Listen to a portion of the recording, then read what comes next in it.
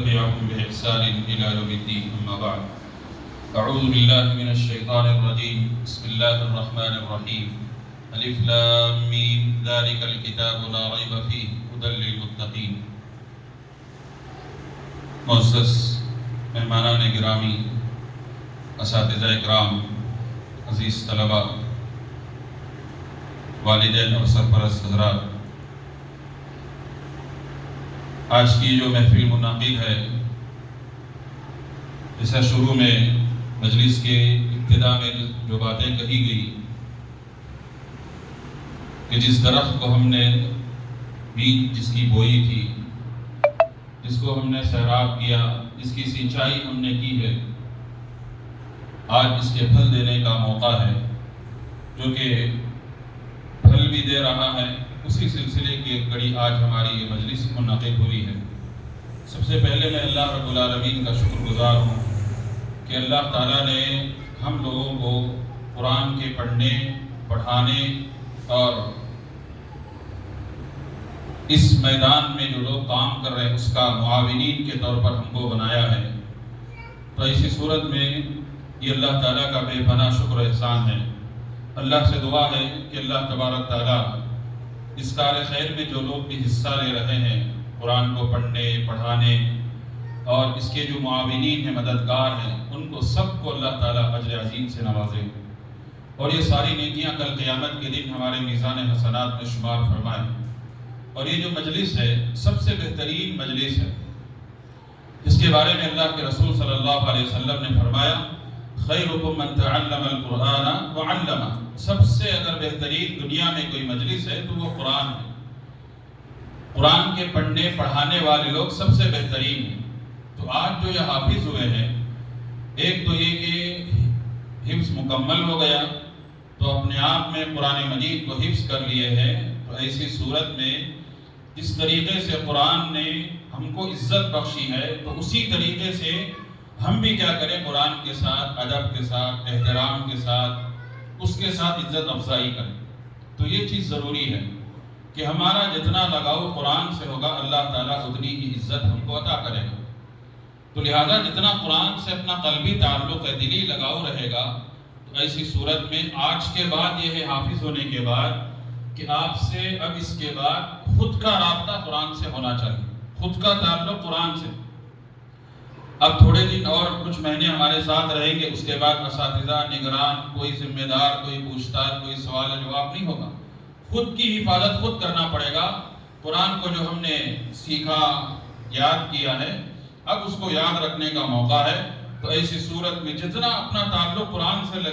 لگائے رکھیں گے، اتنا ہی قرآن آپ کو عزت بخشے گا، دنیا میں بھی آخرت میں بھی۔ جیسے اللہ کے رسول صلی اللہ علیہ وسلم نے حدیث میں فرمایا ان اللہ یرفع بہذا الکتاب اقواما ویضع بہ آخرین، کہ بے شک اللہ تعالیٰ جو ہے اس کتاب کا، جس کا قلبی تعلق ہے، دلی لگاؤ ہے، جن لوگوں نے اس سے اپنا تعلق جوڑا، تو اسی قرآن کے ذریعے اللہ تعالیٰ بے شمار لوگوں کو عزت کی زندگی بخشی، کامیابی، سربلندی عطا کی۔ وَيَدْعُ بِهِ آخَرِينَ، اور جن لوگوں نے قرآن کو چھوڑ دیا تو ایسی صورت میں اللہ تعالیٰ ان کو ذلیل و رسوا کر دیا۔ تو یہ قرآن دونوں چیزیں، کل قیامت کے دن سفارشی بنے گا، فلاں، سب اپنی جگہ، لیکن قرآن سے جن کا قلبی تعلق ہے، دنیا میں بھی اللہ تعالیٰ اس کو عزت بخشتا ہے۔ تو لہذا ہمیں جو ہے اب اس کے بعد مسلسل کوشش یہ ہونی چاہیے کہ جس طریقے سے سانس لینا ضروری ہے انسان کے لیے، اسی طریقے سے قرآن سے تعلق ویسا ہونا چاہیے ہمارا۔ ہم کھانا ایک دو مرتبہ چھوڑ سکتے ہیں، ہو سکتا ہے کہ کھانا نہ کھانے کی وجہ سے ہماری جان نہیں چلی جاتی، لیکن ہمارا قرآن نہیں چھوٹنا چاہیے۔ ایسا ہمیشہ جو احساس اپنے اندر پیدا کرنا چاہیے، چاہے روزانہ سکھ ہو، خوشی ہو، دکھ ہو، درد ہو، کوئی بھی حالت آ جائے، لیکن قرآن پڑھنا پڑھانے سے نہیں چھوٹنا چاہیے۔ ہمیشہ زندگی کا معمول بنائیں کہ قرآن روزانہ جس کی تلاوت کی جائے۔ تو ایسی صورت میں اللہ کے رسول صلی اللہ علیہ وسلم نے مثال دے کر سمجھائی کہ قرآن سے کیسے اپنا تعلق جوڑے رکھنا چاہیے۔ اونٹ کے باندھنے کی مثال دی اللہ کے رسول صلی اللہ علیہ وسلم۔ تو لہذا اس طریقے سے قرآن سے ہمارا تعلق ہو اور قرآن سے لگاؤ ہونا چاہیے۔ تو یہ اگر تعلق اور قلبی لگاؤ ہوگا، تب ایسی صورت میں قرآن دنیا میں بھی عزت کرے گا ہماری، اور آخرت میں بھی جتنا تعلق جوڑیں گے اتنا ہی اللہ تعالیٰ ہماری حفاظت کرے گا، زندگی میں خیر و برکت آئے گی، ہمارے آنے والی مصیبتوں کو اللہ تعالیٰ اس قرآن کے ذریعے سے دور کرے گا۔ بے شمار چیزیں ہیں یا دنیا میں دیکھتے ہیں کہ اس قرآن کو حفظ کرنے کے بعد جو لوگ دوسرے میدانوں میں گئے، اللہ تعالیٰ نے ان کے لیے راہیں کھول دی، ان کے لیے ترقی کی منازل انہوں نے طے کی یہی قرآن کے ذریعے سے، تو ان کے لیے ہر چیز آسان ہو جاتی ہے۔ تو لہٰذا آپ لوگوں سے بھی گزارش ہے کہ قرآن یاد تو کر لیے، اب اس کی حفاظت کرنا، اب اس سے تعلق جوڑنا، اب اس کے ساتھ لگے رہنا، یہ آپ کا کام۔